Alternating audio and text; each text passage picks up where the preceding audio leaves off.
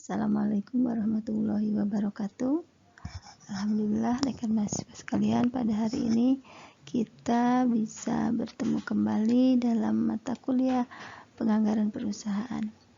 Pada sesi hari ini kita akan membahas mengenai anggaran biaya tenaga kerja, di mana biaya tenaga kerja ini merupakan biaya yang dikeluarkan oleh perusahaan untuk membayar jasa dari tenaga kerja kita. Apa manfaat serta bagaimana kita menyusun anggaran biaya tenaga kerja, kita akan pelajari hari ini.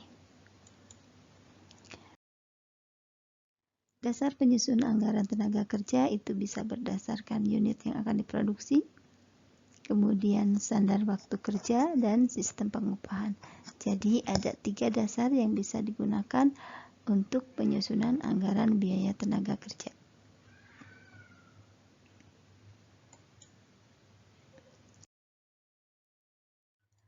Manfaat anggaran tenaga kerja ini yang pertama bisa sebagai pedoman kerja dari manajer lini atau dalam hal ini mandor, di mana anggaran ini untuk mendorong efektivitas buruh dalam mencapai sasaran kerja. Yang kedua, sebagai alat ukur efisiensi kerja melalui analisis penyimpangan tarif, juga berdasarkan analisis jam kerja. Yang ketiga, untuk menentukan besarnya harga pokok produksi. Sebagaimana kita ketahui bahwa salah satu unsur dari harga pokok produksi adalah biaya tenaga kerja. Oleh sebab itu, anggaran biaya tenaga kerja ini penting adanya untuk kita susun.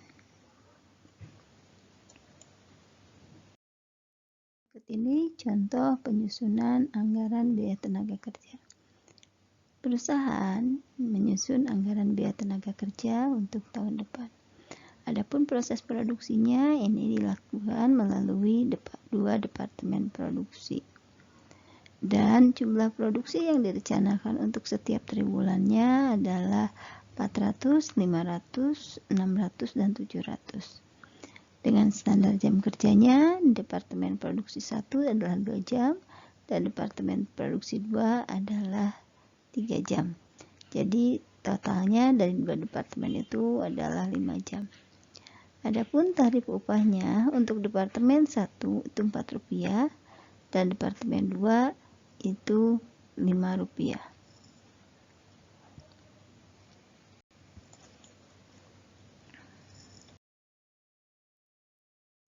Kita lihat sekarang anggaran jam kerja langsung untuk Departemen 1 dan Departemen 2 itu di triwulan 1 sebanyak 800 jam, triwulan 2 1000 jam, triwulan 3 1200, dan triwulan 4 adalah 1400. Dimana ngitungnya adalah jumlah produksi dikalikan dengan jam kerjanya. Di Departemen 2 sama juga, hanya pengalinya yang berbeda. Kenapa? Karena Departemen 2 itu adalah lama pengerjaannya 3 jam. Maka totalnya kita dapatkan 141255 ya.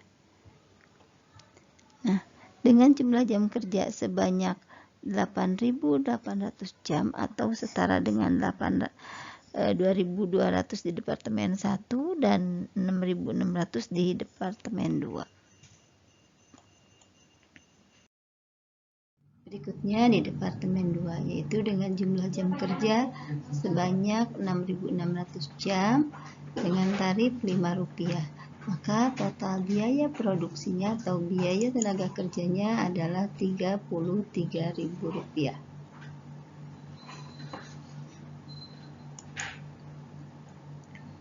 Contoh berikutnya adalah contoh yang kedua, yang mana contoh ini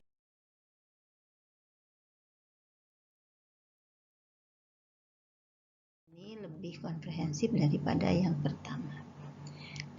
Berikut ini perusahaan sedang menyusun anggaran upah buruh untuk tahun yang akan datang. Adapun data yang tersedia adalah sebagai berikut. Prediksi untuk penjualan produk A sebanyak 200 unit, produk B 300 unit, dan produk C 400 unit. Sedangkan persediaan barang jadi yang ada pada awal periode itu sebanyak barang A itu 10 unit, kemudian produk B 20 unit, dan produk C 30 unit.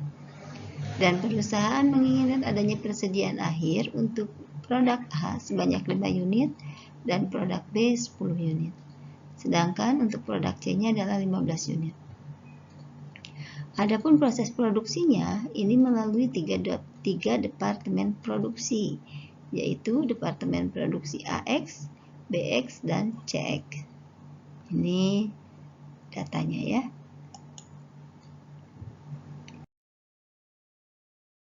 Nah, adapun standar jam kerja dan tarif upahnya untuk departemen AX untuk produk A itu membutuhkan waktu pengerjaan 1 jam, kemudian di departemen BX 2 jam, dan di departemen CX 3 jam. Sedangkan untuk produk B di departemen AX itu 2 jam, di departemen BX 3 jam, dan di departemen CX 2 jam. Dan yang terakhir untuk produk C, di departemen AX dia membutuhkan waktu selama 3 jam, departemen BX 1 jam, dan departemen CX 1 jam. Dengan tarif untuk produk A, baik departemen AX, BX maupun CX, itu tarifnya adalah Rp5 per jamnya. Sedangkan untuk produk B, Rp6, dan produk C adalah Rp7.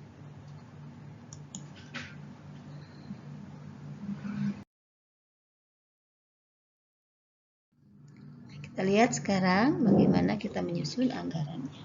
Yang pertama yang harus kita susun adalah anggaran produksinya. Tadi penjualan untuk prediksi penjualan untuk produk A 200 unit, produk B 300 unit, dan produk C 400 unit. Sedangkan persediaan akhir yang diharapkan ini ada 5 unit di produk A, produk B 10 unit, dan produk C 15 unit. Sehingga jumlahnya adalah 205, 310, dan 415. Dikurangi dengan persediaan awal untuk produk A 10 unit, produk B 20 unit, dan produk C 30 unit.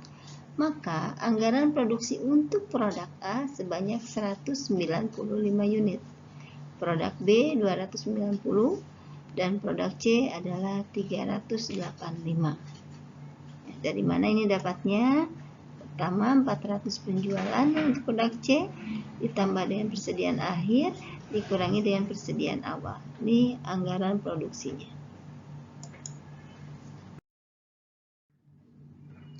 Adapun anggaran biaya tenaga kerjanya untuk departemen AX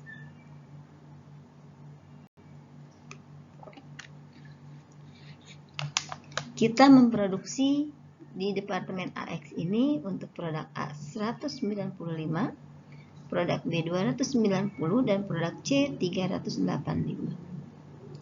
Dan standar jam kerjanya 1 jam, 2 jam, dan 3 jam. Maka jumlah jam kerja yang dibutuhkan di departemen AX ini sebanyak 1930 jam. Ingat ya, 1930 jam. Begitu pula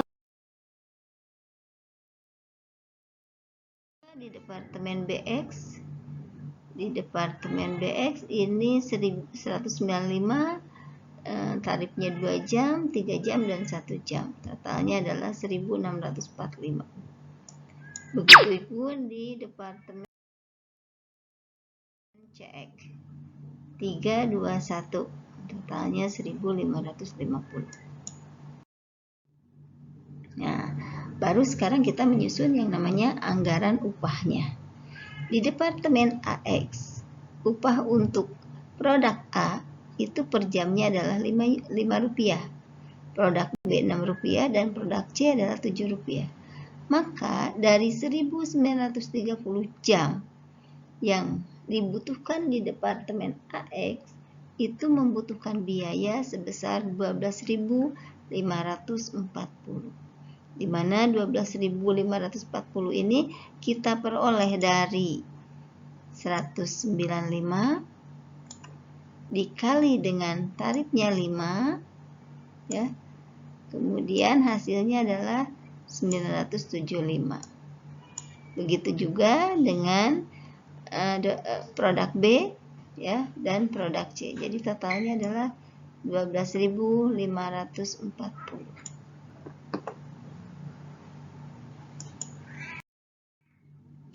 Begitupun di departemen BX. Sama dengan tadi, karena tarifnya tadi per produk ya, bukan per departemen. Jadi 567 hingga totalnya adalah 9.865. Di departemen CX pun sama, totalnya 9.100 rupiah. Nah, sehingga anggaran biaya tenaga kerja secara keseluruhan ini adalah 31.505. Sehingga total biaya tenaga kerja yang dibutuhkan baik di departemen AX, BX, dan CX itu adalah 31.505 rupiah.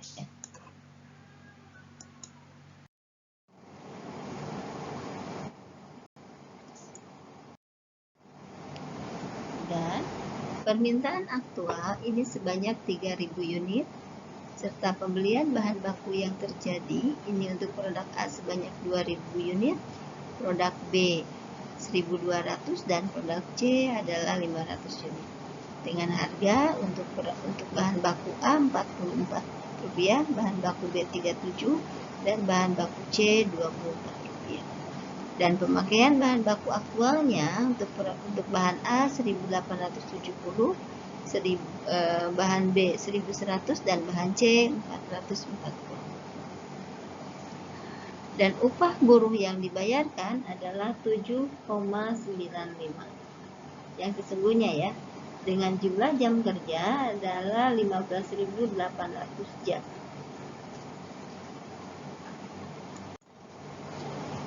Adapun permintaan aktual ini sebanyak 3.000 unit.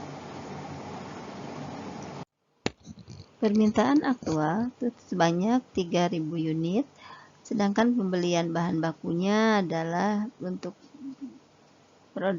bahan A itu 2.000 unit, bahan B 1.200 unit dan bahan C 500 unit dengan harga yang berbeda ya. Ini penggunaannya dan upah yang dibayarkannya adalah 7,95. Sedangkan tarif upah yang kita tetapkan adalah 7,50. Dan jam kerja yang aktualnya adalah 15.800 jam. Nah, kita hitung sekarang anggaran biaya bahan baku. Nah, kita hitung dulu ya. Proses produk yang dihasilkannya adalah 3.234 unit. Ini otomatis sama dengan 32,34.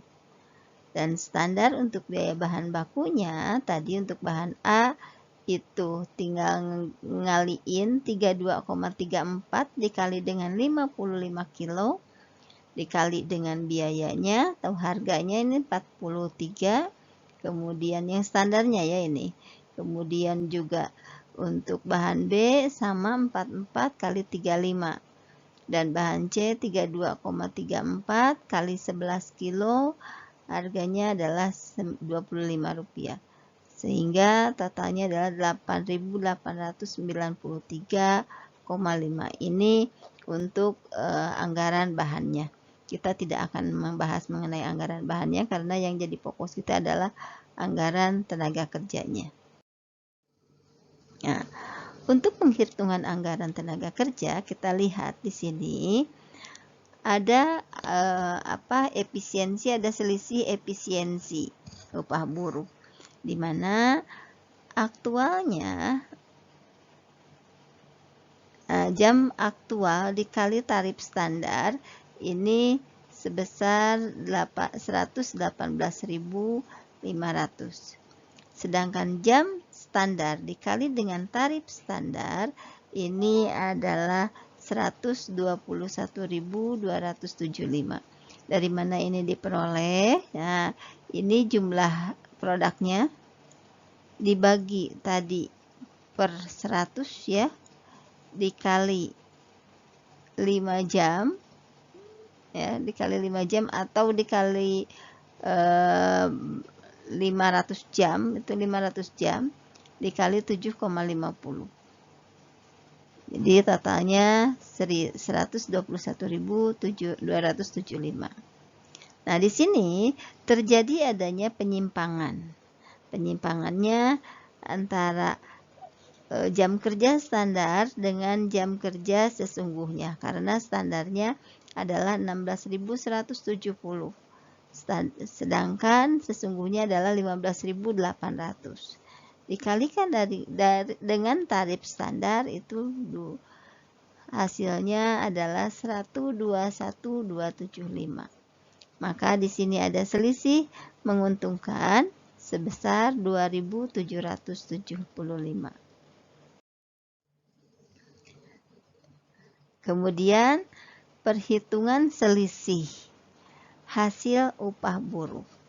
Nah, sini jam standarnya dikalikan dengan tarif standar. Jam standar untuk menghasilkan 3.234 unit itu dibutuhkan jam kerjanya selama 16.170 jam dengan tarifnya 7,50. Jadi biayanya sebesar anggarannya ya 121.275. Kemudian kita hitung yang sesungguhnya jam standarnya ya, ini jam standarnya. Ini jam standar dikali tarif standar itu jam standar kali tarif standar, kemudian berdasarkan output aktual ya, output aktual sebesar 121.275. Ada selisih ya kalau kita lihat. Nah, kemudian sedangkan penyimpangan hasil upah itu ada penyimpangan menguntungkan sebesar 8.775. Dari mana didapatkannya? Ya, dari mana didapatkannya? Kita lihat. Sebetulnya harusnya ketika kita menghitung tadi 3.400 ya, 3.200. Ini kan penggunaan bahannya, kita lihat dari penggunaan bahannya ya. Dari penggunaan bahan di sini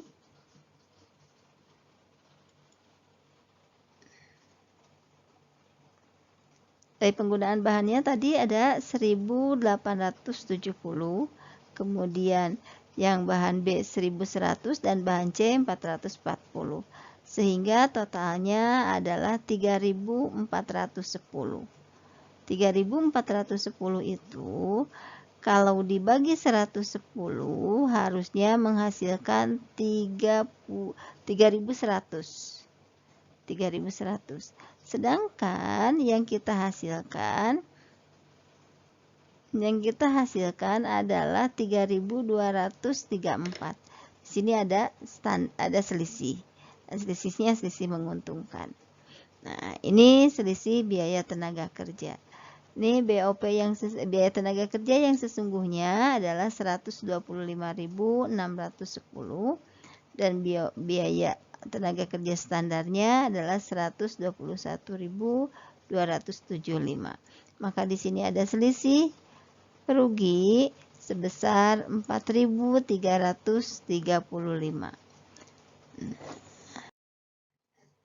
Selisih ini terdiri dari dua selisih, yaitu selisih tarif upah dan selisih efisiensi.